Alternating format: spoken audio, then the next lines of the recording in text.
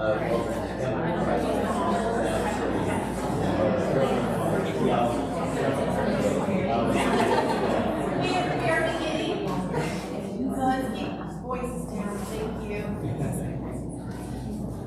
afternoon. Thank you all for being here. Welcome to Crisis and Opportunity, a conversation about youth mental health in Bexar County.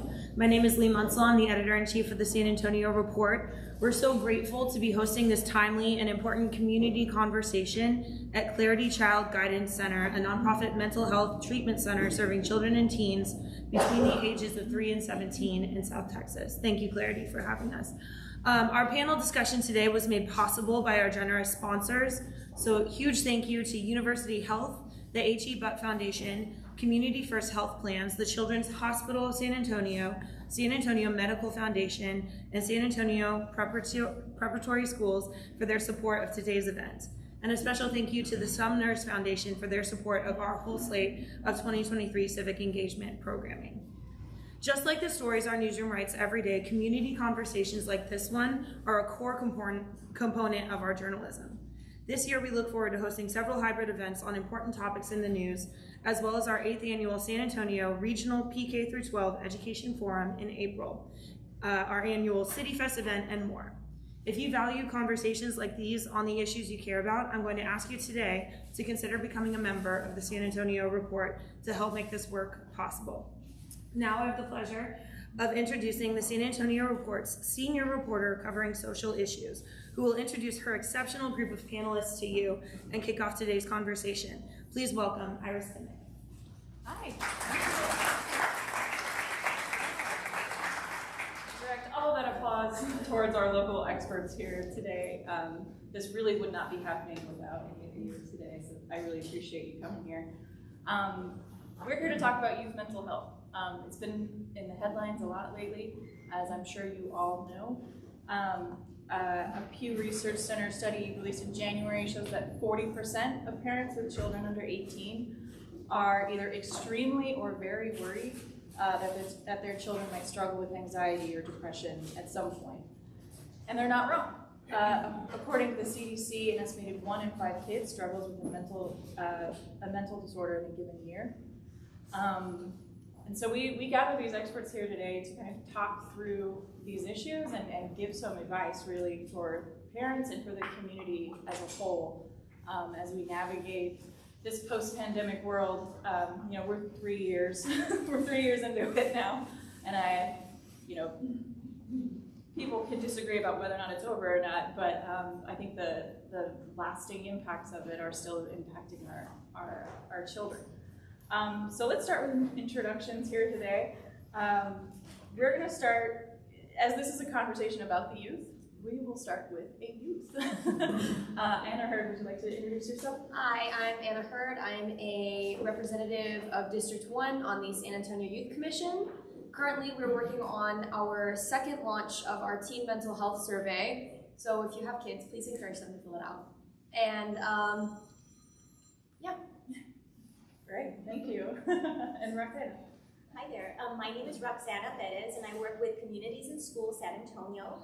I was sharing with someone, I was a graduate of John Jay High School, and I remember that there was a certain teacher who made the biggest difference in my life and really set the stage for what I am today. I'm currently an LPC, licensed professional counselor, close to 20 years, and 10 years with Communities in Schools. And I'm very excited to be a part of this conversation. Thank you. Hi, my name is Diana Lujan. I'm with Jewish Family Service. I am the school-based program manager, and the other part of my role is a counselor. I'm an LCSW, and I'm very happy to be here today. Hi, I'm Dolores Haynes, and I'm the Children's Clinical Director of the Center for Healthcare Services. I'm a licensed marriage and family therapist by training. And children's mental health has always been my passion. So I welcome events like this because I think the more that our community knows, the more we can support our kids through all of this.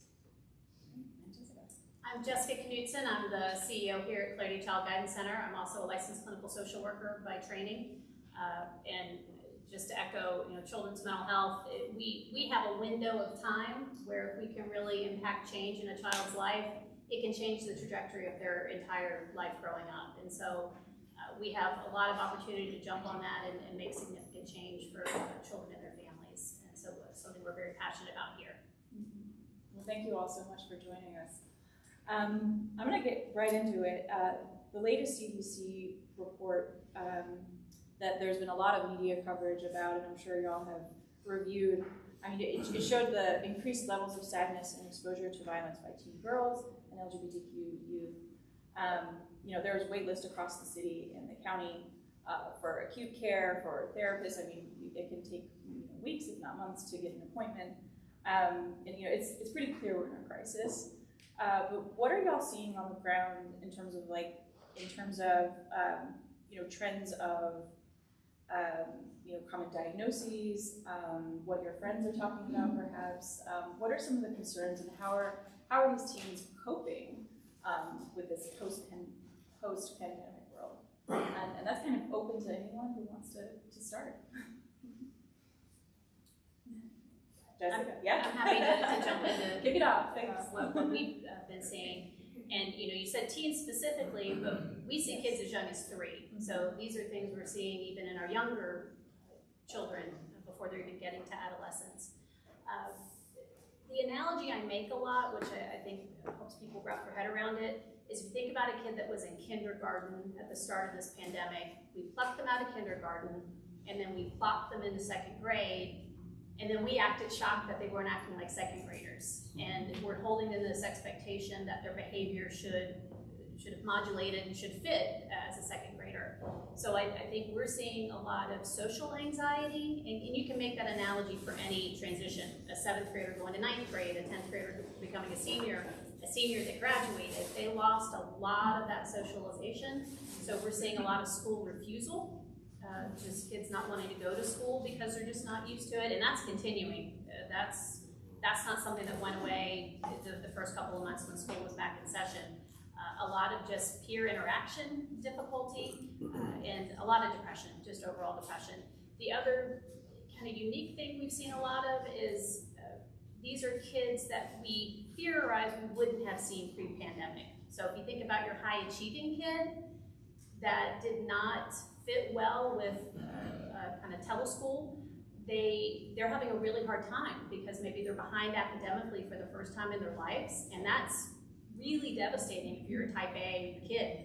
And so we're seeing kids even in our inpatient setting that I don't think we would have seen without the impact of this. I think another thing that we're seeing is we're seeing such an increase in clinical acuity. The levels of anxiety and depression are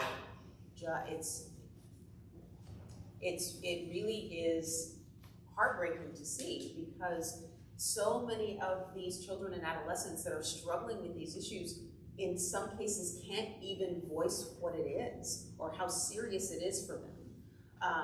For instance, in 2019, the percentage of crisis admissions was 19% of all of the crisis assessments that were completed. In 2021, that percentage of crisis hospitalizations was 39.8%. Wow. What do you want to else care to elaborate how you're seeing in the youth that you work with? Yes, we are, again, communities in schools, so we do have teams of counselors, LPCs, LPC associates, and social workers in the field, in and out of the campuses. And I did ask them, I picked their brain to know if my thoughts were in congruency to what they were thinking, and yes, we do have very similar feelings of depression, feelings of anxiety. Grief is a large referral source. We have behavior issues because of the littles sometimes having a challenging time regulating their behaviors, peer-to-peer relationships. A lot of students are also family dynamics with separations and divorce of parents is another big one that common referral sources that we're seeing at this time. Emotional regulation is a big one as well. I know in school I see when we first did our teen mental health survey, the first launch we did, the results showed that the majority of the people that filled it out and completed it were females between the ages of 13 and 18. So that definitely backs up what the CDC is saying. I think also there's just kind of like, in schools, there's definitely a lack of motivation to do schoolwork. So I know, like, I have friends who talk about how many assignments they're missing and kind of just laugh about it, but it's like, there's a lot of people who just have very little motivation to get their work done. Yeah, I mean, as the pandemic has disrupted, like you said, personal relationships, school relationships with teachers, and it's certainly, you know, even professionally, I think a lot of folks had a disruption in their workflow and things like that. So what can we do? I think, you know, identifying mental health issues in children is so important, but like, what does that look like, especially in teenagers? Because we know teenagers, that can be a little, you know, irritable, like, and you know, rebellious and things like that. But how can a parent or a community member identify an issue that's beyond like the normal, quote unquote, normal behavior of adolescence? It's open for anyone. I know that's a big question, but that's kind of what I want to get at, and what I think a lot of the community kind of needs to hear is like, what should we be looking for? Well, I think one of the things that as a community we certainly need to understand is that children and adolescents manifest their symptoms of mental health differently than adults do. And one, you know, you talked about that they're rebellious and they're a little bit angry and cranky, and part of that is developmental, because as a teenager, it is your job to start figuring out, who am I in this world, who do I want to be, you know, starting to really build your own identity separate from your family, so that breaking away from family is absolutely normal. But as if you see a child that's isolating from family, and they're also isolating from friends, and they're also losing interest in things that have always brought them happiness and joy, you're looking at something that is beyond what they normally do.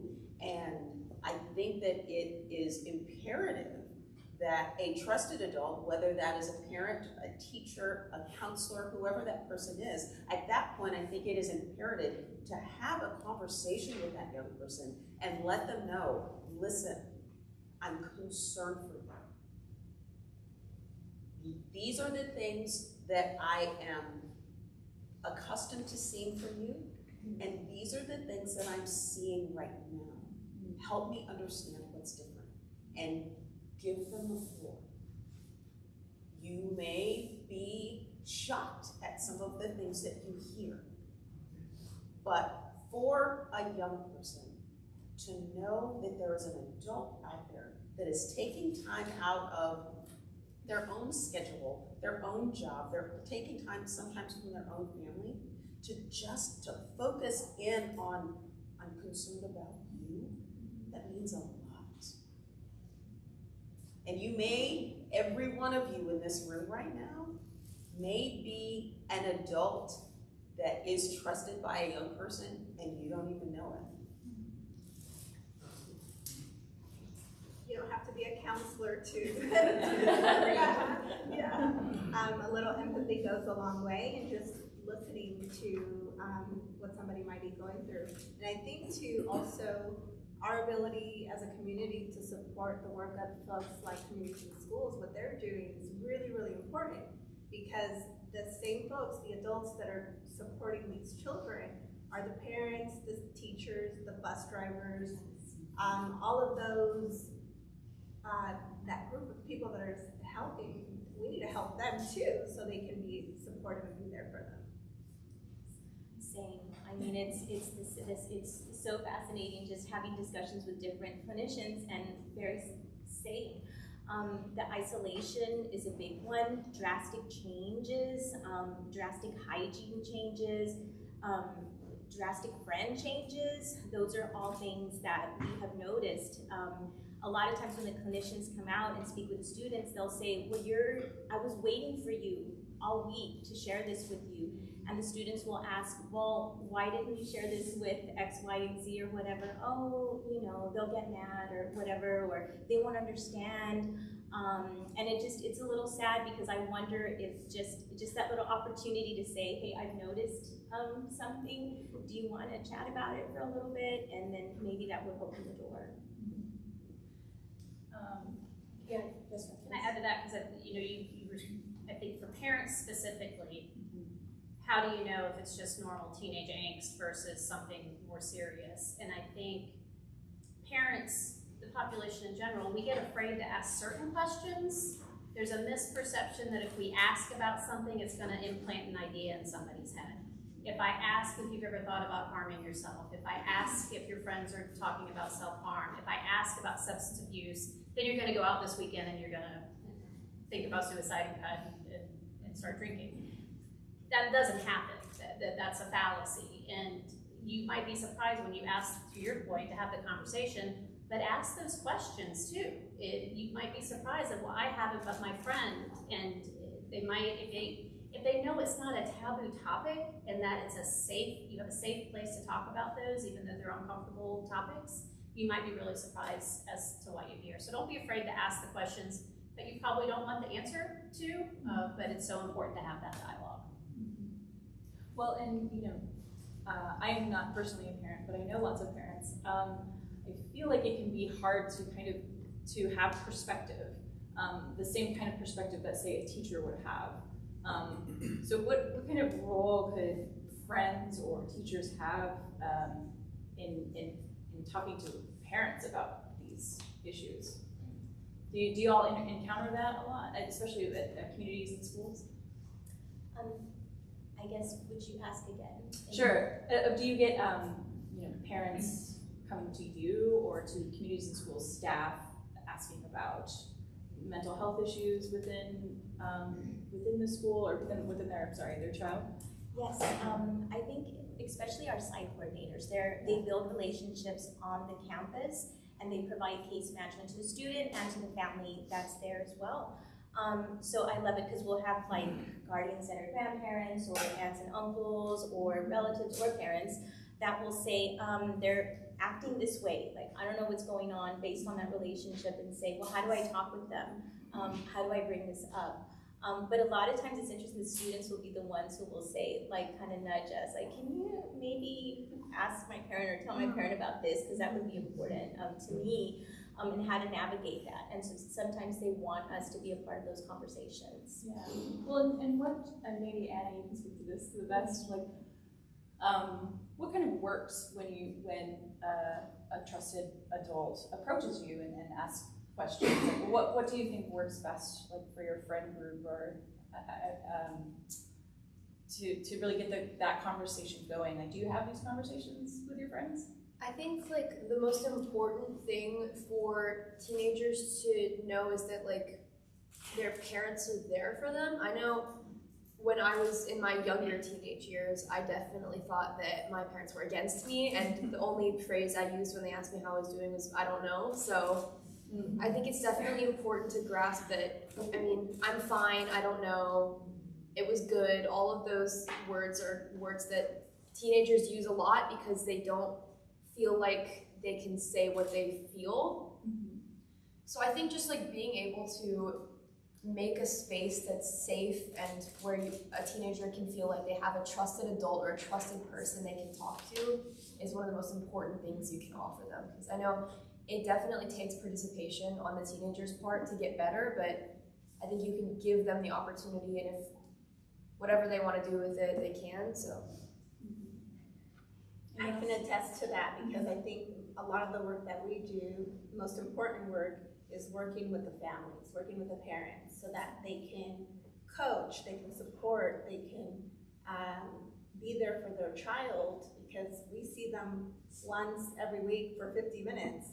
The rest of the time, they're with their parents or their family members, so providing them with support on how to handle these issues is a lot of the work that we do.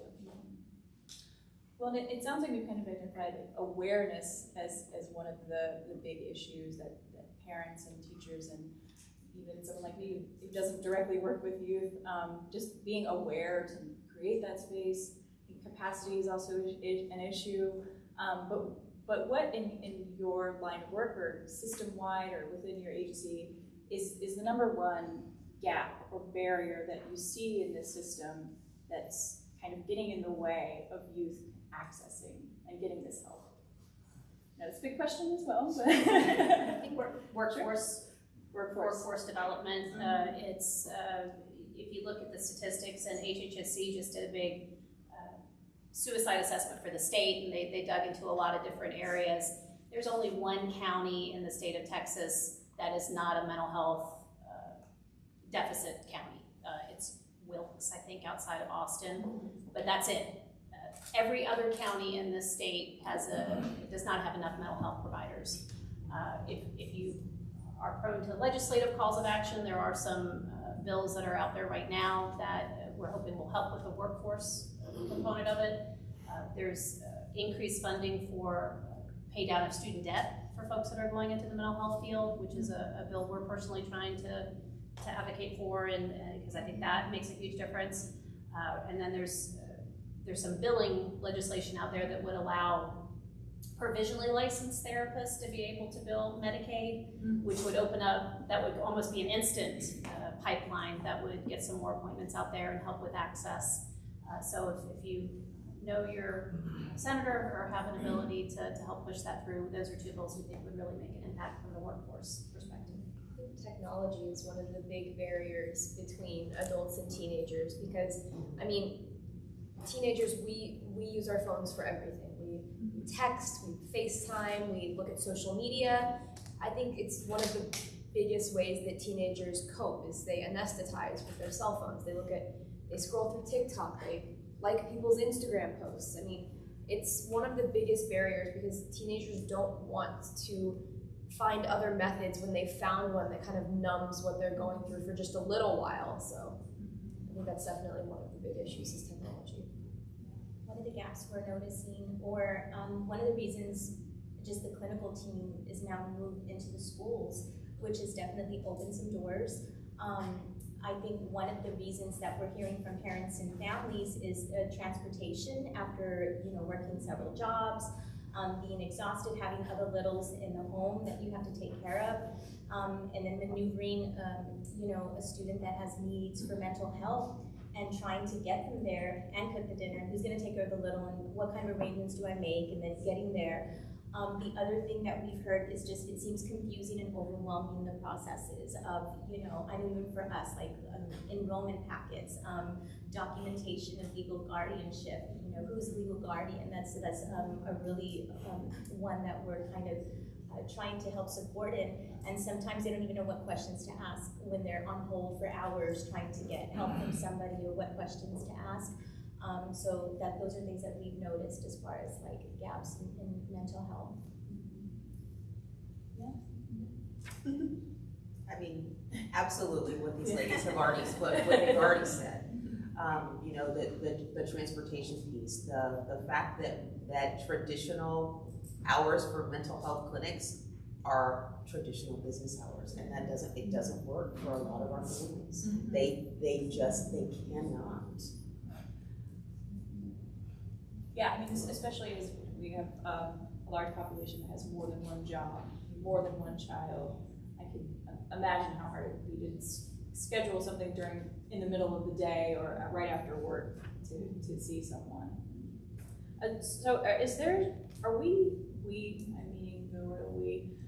The community, the state and federal and local governments, are we spending money on things that don't work? Is there something that you would rather see the community invest in more of? I mean, we mentioned those gaps, that's an obvious one, but is there something that's not maybe clicking at the federal, state, or local level? That's a big question. What would you rather have funded?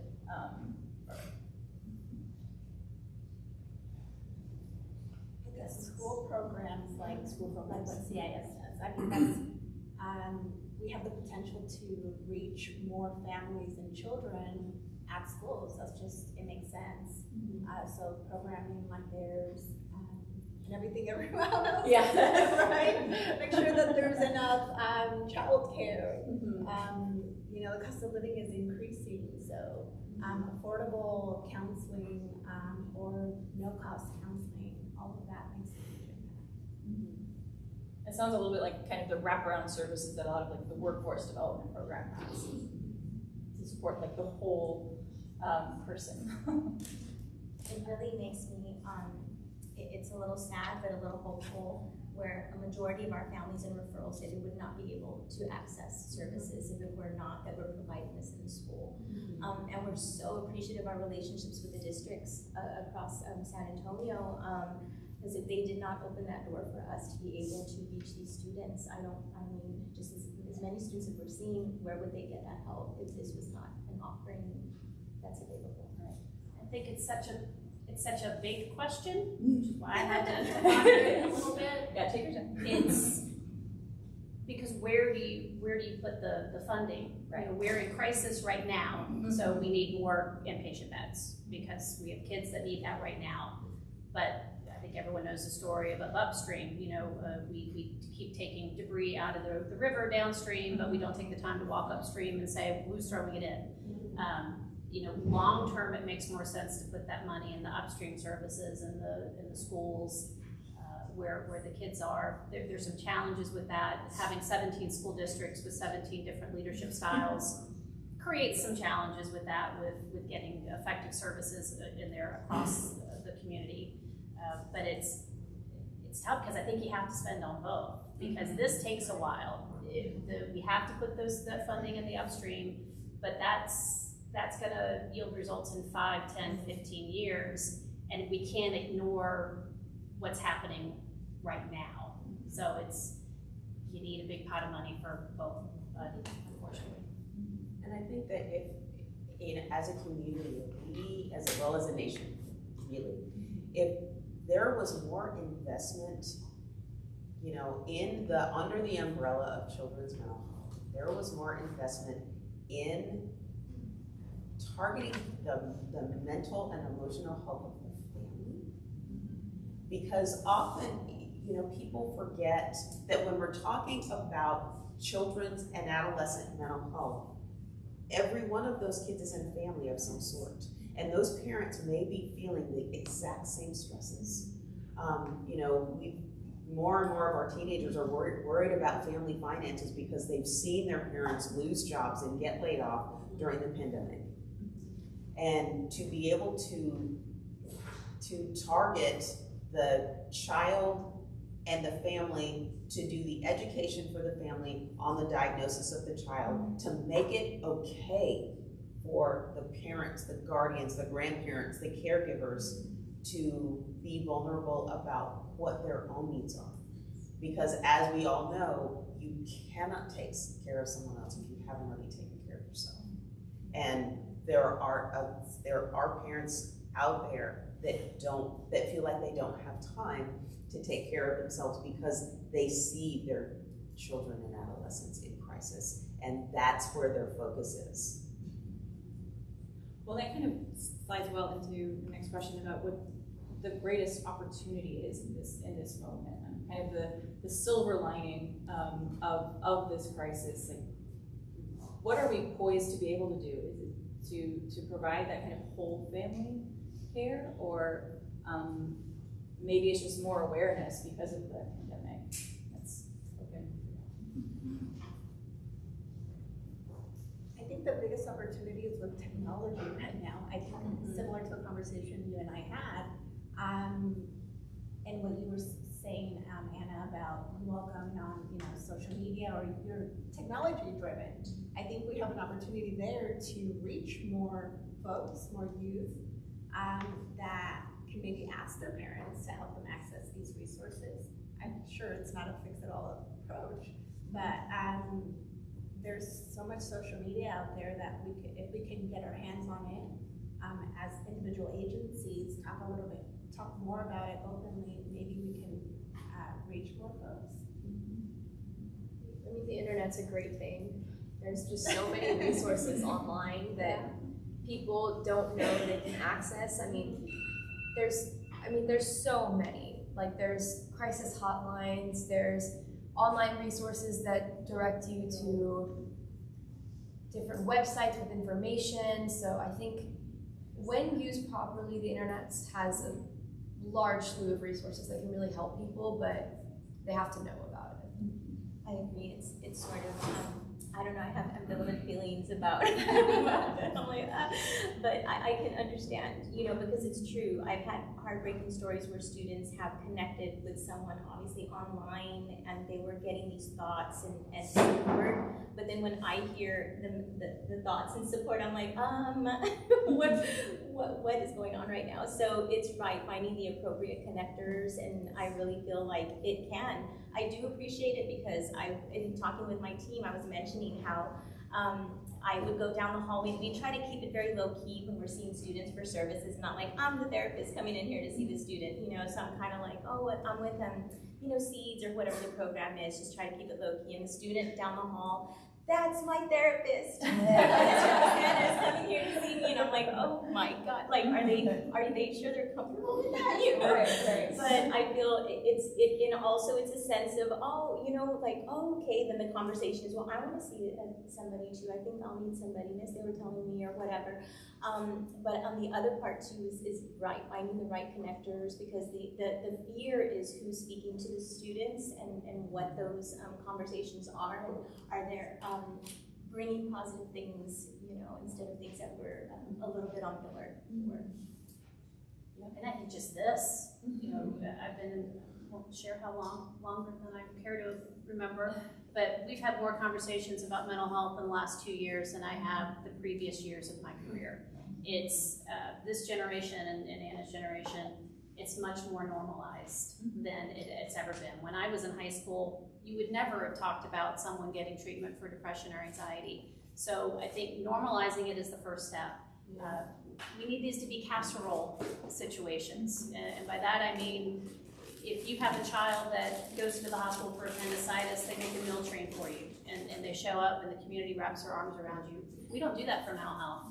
I can guarantee you none of the kids in our inpatient hospital have a meal train set up for their family. We have to get it to that point. And I think that's a real opportunity to continue these conversations and make it as normal as getting ear tubes put in, or any other treatment that our child is going through.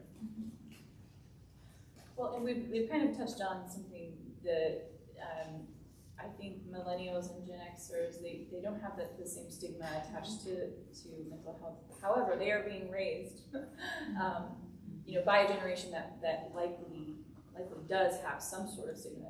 And I think, Jessica, you and I talked about this a little bit, but there's still a little bit of that for the parents that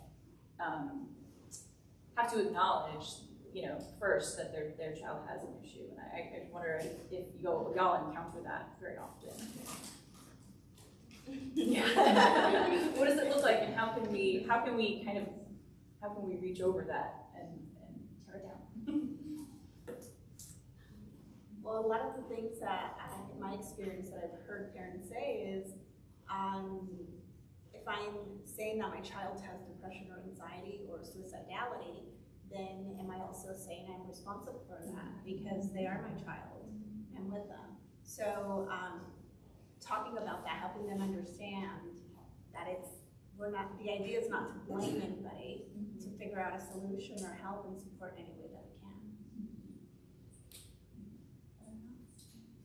we can. Exact same. Right. We deal with a lot of parents that personalize it. And if you make the analogy of diabetes, a parent presenting in the emergency room in a diabetic crisis would not, and they may somewhat, but they're not going to internalize it as, this is my fault that my child was born with diabetes. It's getting into that same mindset for mental health disorders, that it's something that their child is going through, not something that they did to them.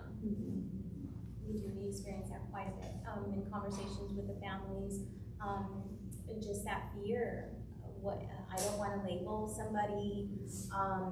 What if they themselves are struggling with mental health issues, what's worked for them. One of the clinicians told me, okay, so their coping skills and their ability to handle, that distress tolerance levels for an adult is definitely a lot different than when you're talking to a student who maybe hasn't experienced, their first time having a heartbreak versus an adult who's maybe gone through, childbirth or family tragedies or whatever the case may be. So I feel that it's still there, but I feel like, again, as a community, I do appreciate the opportunity to have. Just yesterday, I was having a conversation with a guardian who was just really feeling overwhelmed by the system and by the attempts to help, and how she was just not there yet, and letting her know that it is okay. I'm here, that we can continue. These are different options. We can continue to have this discussion. I'm not going to pressure you into therapy or doing something against your will, but it's just being open to those conversations and not feeling like, you're not a good parent, or this means it's a reflection of you. But sometimes too, you have to open up those doors, and maybe sometimes parents may not be there yet. I think one important thing that we as practitioners of mental health can do is to let our families teach us about themselves. Because all we get in that, in that first meeting is, this is what one person or many people have put down about you on paper. Who are you outside of this? Tell me about your family. Who is the voice of the family? Give me your family structure. Let's talk about who you are. And this is part of it. This isn't the end all be all.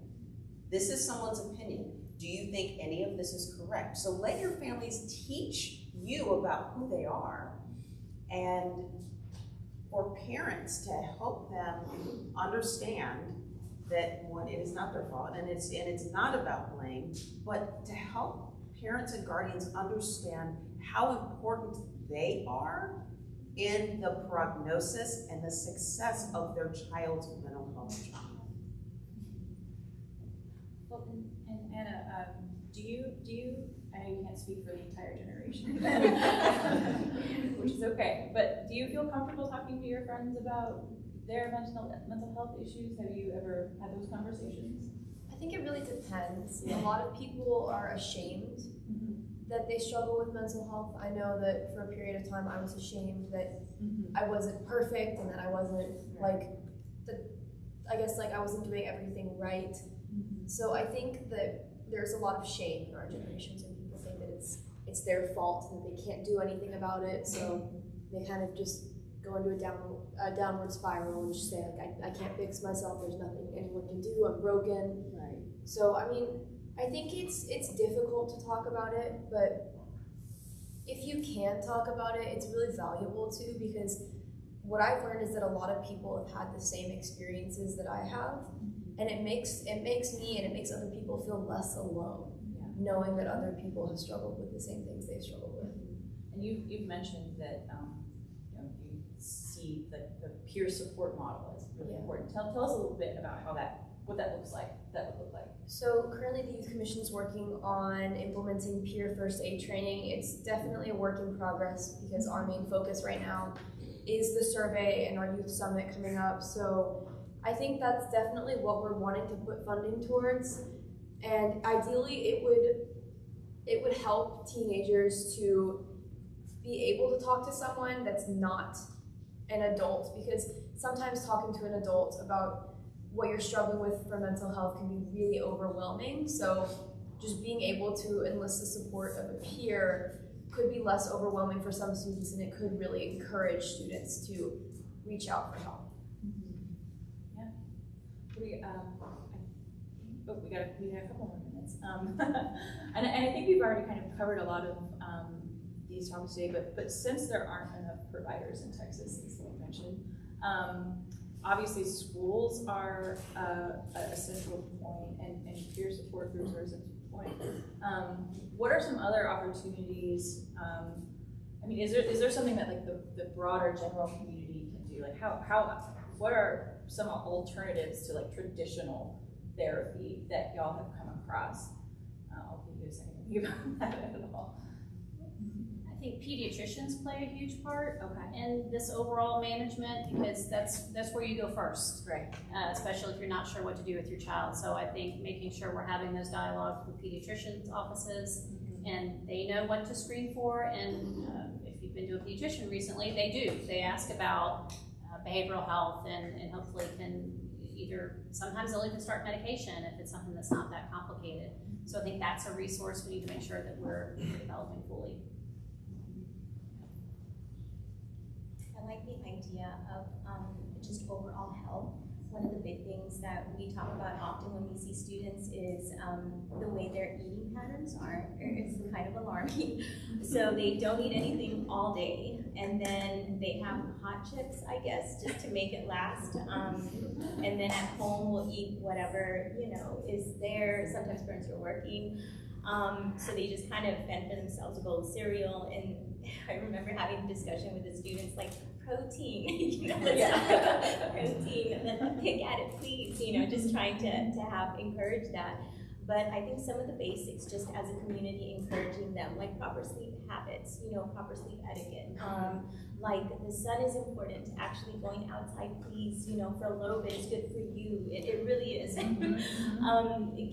Going for a walk, walking your dog, playing with friends outside, just some of those things, I think, they're not therapeutic per se, but I feel like, but the sad part is sometimes parents aren't doing that either. Families aren't doing that to take care of themselves. I know I personally struggle sometimes with those things as well. But I know how better I feel, and I know how many others who have tried to take care of those things. And I think those are important pieces of conversation as well. You know, to feel better, these things will make a difference. Because you already have a lot on your plate, so let's not add not eating or not sleeping or not going for any kind of activity outside or anything. I know it sounds basic, but I think it's important. Colleges, schools, and I think faith-based institutions also, getting them into these conversations, inviting them into these conversations, because they are probably the first responders and then referred over to us. So, and there is a big initiative. On the name of the initiative, I apologize, but it's through NAMI, the National Alliance of Mental Illness, that they're doing a similar first aid mental health training with the churches and clergy members to help provide some of that intervention. I know my mom definitely preaches this, but making your bed every morning, she's on it. She's on me about it every single morning, and for the longest time I was like, that's not going to do anything. I'm pulling up my sheets, I'm pushing them into a mattress, it's not going to fix everything. But I mean, it really does help, because starting off your day doing something and like finishing something really does, it makes a lot of difference. I walk my dog for mental health personally, so there's lots of little things we forget about. Well, cool. Well, I think we have some time for some Q&A. I don't know if we're collecting them online as well, but I would like to open it up to the audience here. If anyone has any questions for our panel or any observations even. It doesn't have to be a question. Sure. Sorry. Go ahead. Sorry, I forgot to project. So my question is this: as teachers and in our case faculty in the university, one of the things we traditionally have felt is our job is to help develop a sense of responsibility, work ethic, all these things, right, in our students, and holding them accountable, all this stuff. And right now, when students often seem to be presenting in crisis, it feels like a wrong time to be saying, you know, you're one day late, but this is the deadline. You have to be more flexible. And I'm kind of wondering, though, where's the balance? We don't want to be enabling and not prepare for their next steps, and yet we want to be flexible and supportive and give them that space and care that they need. Well, so just for our online audience who may not have heard, it sounds like you're asking about kind of how to approach the accountability side of like taking the next step after a crisis has occurred. I don't know if y'all. Well, and the balance, right? And the balance for work, and at the same time being supportive. Right. I think think the question is the answer. Because it's like anything in life. In our relationships that we carry, it's about balance and boundaries. And balance of the two, a balance of between boundaries and compassion, right? How can I be compassionate, but at the same time, hold them accountable for what they need to do or the rules that they need to abide by. So somewhere in the middle is where we enter. I agree. I think that you answered your own question. It is about that balance, because as a teacher, as an educator, as a parent, as an adult, there are specific expectations that we have to set forward. And if you're teaching a class, those are your expectations. And in addition, I think to kind of balance on the other side is, let your students know how they can contact you. What are your office hours? Are there any resources that they may be able to tap into, either as a part of the boundary of the course, or if they're struggling with something that's going on in class?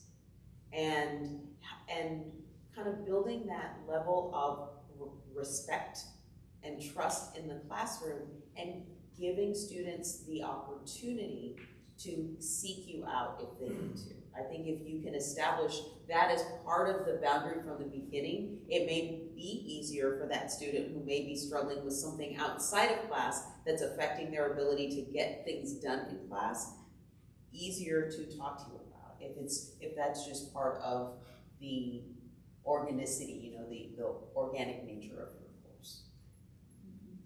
And I was just going to add that it's not a one-size-fits-all. It's hard to write a policy for this, that this is what we're going to do in this situation, because it really does depend on the individual and where they're presenting. And going back to your point about it's health, it's wellness. What would we do with a student that had a physical ailment, and what accommodations would we make in that set of circumstances? And it's probably going to be different depending on how they're presenting and what their needs are. So I think it's just being open and flexible to create a plan that works for that student. I think most of the time what I've experienced is that if I ask for an extension on a deadline, I think like 90% of the time it's given. So if students ask for that extension, or if it's the other way around and the teacher offers that extension, or somebody offers an extension on a deadline, it's taken well from students, because when you're struggling with a crisis, hard deadlines aren't exactly your first priority. It's kind of just like you're flowing through it all, and you're gonna get it done when you get it done. And I think also their ability to just hear from you, or whoever the faculty, teacher, whoever it is, like, I hear what you're telling me. Like in my opinion, also, like, I like the whole story of making the bed. So what is a step that you do feel comfortable in moving towards your goal? If your goal is to complete this class, or your goal is to achieve this, what are some steps that you feel comfortable, you think you can do? We can check in on it next time. And it could be that maybe, half of a part of one, but they made the bed that morning, or whatever it is, they had breakfast. I don't know, but that's working towards, the ultimate goal of achieving this, and they feel like, oh, progress was made. I feel like if you start getting to the habit of achievements and progress, you can kind of get more in the swing of it just a little bit. Oh, got a couple, yeah. When you guys are offering resources to the children, say they need counseling, do you find yourself offering a particular resource? A lot of what I see is automatically they just offer Center for Health Services, and then it kind of stops there, and then there's no follow-up to that. And so I'm just wondering how we can close the gap on that, to say, hey, if you schedule an appointment or walk them through that, because it is a scary process for a family, and they don't know. And then additionally, you guys, I see a lot of providers and organizations moving to trauma-informed care and person-centered practices, which I think is very, very helpful, because we establish what is important to and for them. A lot of times we make the assumption as providers, or the adult, and saying this is what's good for you, and that may not necessarily be the case. So I really resonated with what you said, that we should learn from the families. Right. Well, and for our online audience, there's a question about what are your go-to resources, beyond your own agency, of course. Where do you point parents and community members looking for help and children and kids? Well, to respond to that question, I think that we, as providers, in some ways we do a disservice to families if we're just giving them here, call this number and everything's done. If we can take the time to sit with that family, call the number, get the first appointment scheduled, okay, this is where they are in town. If you happen to be on the bus, this is the bus line that'll get you there. Really do that legwork up front, regardless of whether you're referring to an agency or you're referring to a private practitioner. If you're taking the time to set that family up, that initial work may be the first success that they have. And if they can build on that by getting to that first appointment, wherever the appointment is, then they've started to establish a pattern. And that's one of the things that I think as practitioners, as mental health practitioners, we are sometimes, for the families that we work with, we are their first piece of order in what's been a pretty chaotic season for them.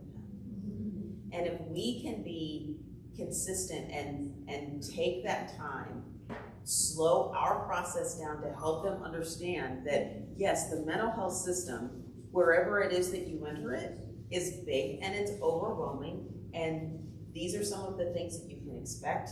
These are some of the places that you can go to get that service. Why don't we take that time to discuss what it is that you really want, and then let's make some calls and try and get you connected right here, right now, so that you walk out with something saying, okay, I'm gonna get started on my way.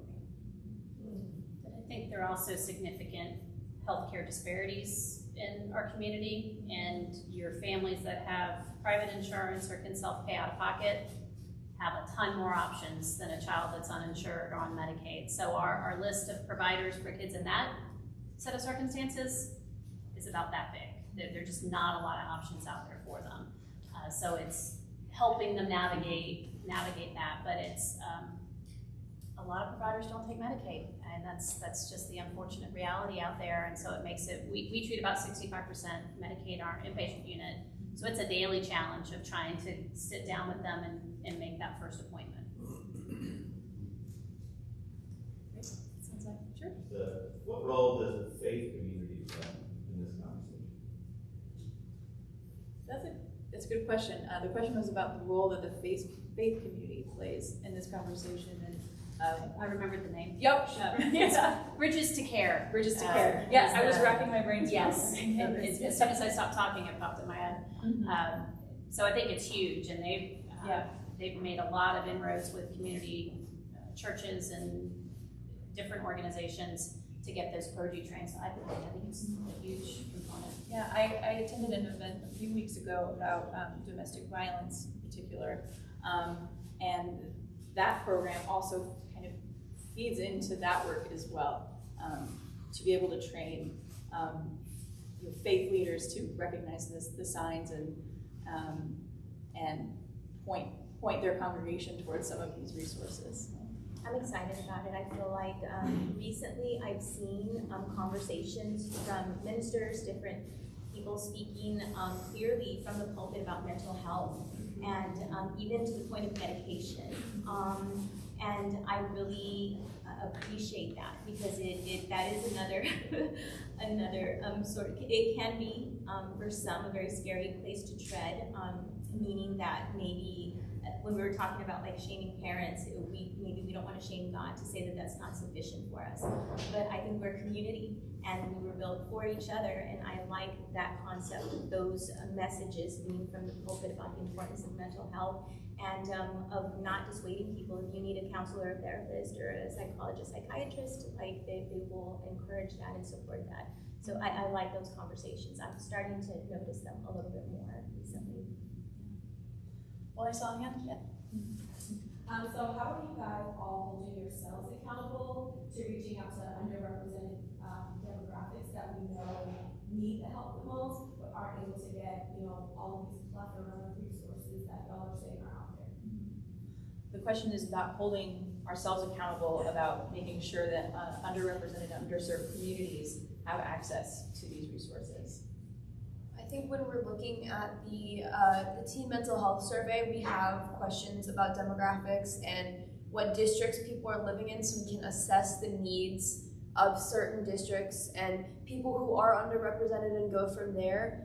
I know it's definitely an issue to get resources to people who are underserved, who live in the poorer districts of San Antonio, so it's definitely a problem that I know a lot of people are working to fix, but I think we, as the Youth Commission, are taking a step by trying to figure out what kind of people, where people are coming from, and what kind of resources they need the most. I know for communities and schools, those are the students we pursue. I feel like we really pursue those students based on our relationships. So it can be that, let's sort of say, the cafeteria staff noticed something, or someone that was alone or crying, or no one noticed, or a custodial staff, or a lot of times the clerks of the school will say, hey, so-and-so, or this person, they're alone, or they need that extra, or our teachers, faculty, and staff, they'll notice things and bring it to our attention. So I really appreciate having that. Again, I'm so appreciative to be able to be in an environment where we can pursue families if they're open to us. I agree. Our agency, that is the population that we work with. Efforts and partnerships with CIS help us do that. Our partnerships with folks in Uvalde, and then we just recently began working towards trauma-informed care certification with ecumenical centers. So I think that's going to help us too. And for our organization, our children's population is probably 85 to 90% Medicaid funded. And for those families that don't have funding but need services, we can help them too, and help them get Medicaid or CHIP or some funding to pay for not only our services but other necessary services that they have. So I mean that's the population that we serve on a daily basis. And similar, we were able to provide services regardless of a child or family's ability to pay. That's part of the beauty of being a nonprofit, is we don't have to worry about that component of it. We do one more question? I promise. Okay, one more question. So, as university professors, we're preparing future teachers. And one of the classes I teach, students are often asking, and these are students are 19, 20 years old, and so they've just come from high school, they've been through COVID, they themselves have experienced some kind of mental health issues. And one of the biggest concerns and questions that they often have is, I don't remember seeing this kind of care in my schools. As a teacher, as a future teacher, how do I know where I'm supposed to go? What am I supposed to do? And as professors, we usually point them to wherever the counselors are on the campuses. And from their experiences, we're hearing, well, the counselors just, kind of gave us a pamphlet or a phone number. So what can we tell our future teachers in how they can support their students in need of mental health care? It's a big question.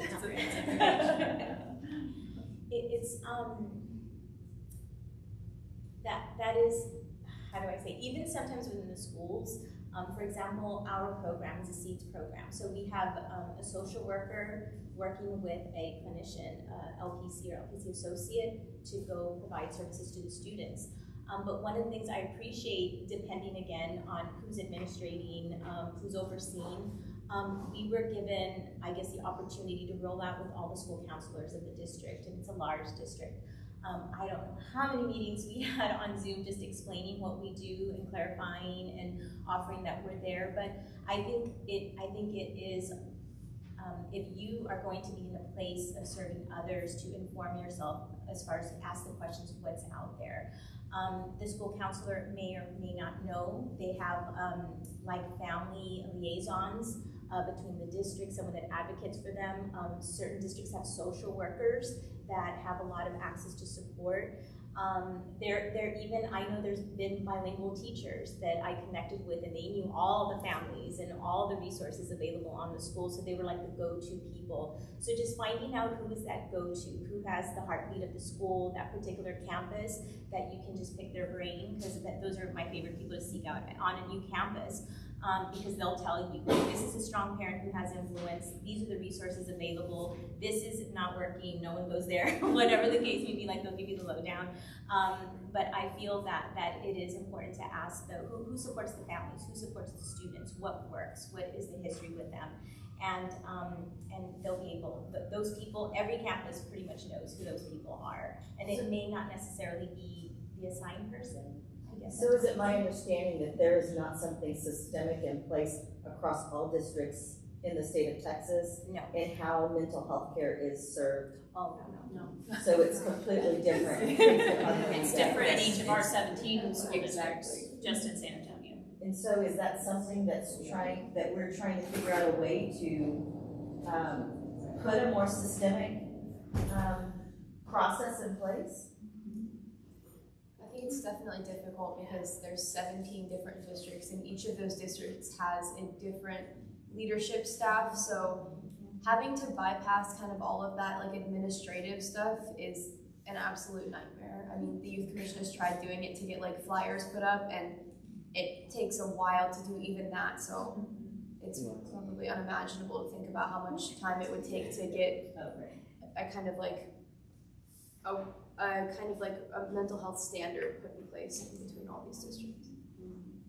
And politically, there is some pushback on that. You would think this would be something everyone would rally behind and support, but there are some pockets at the state level that don't want us talking about mental health in the school. And there's some very interesting conversations at the legislature level about that right now. Especially when it comes to LGBTQ. Yes. All right, well, we are right out of time, but before we pack up, I'd like to bring Lee back up to the podium here, and thank you all so much for joining me. I really appreciate it.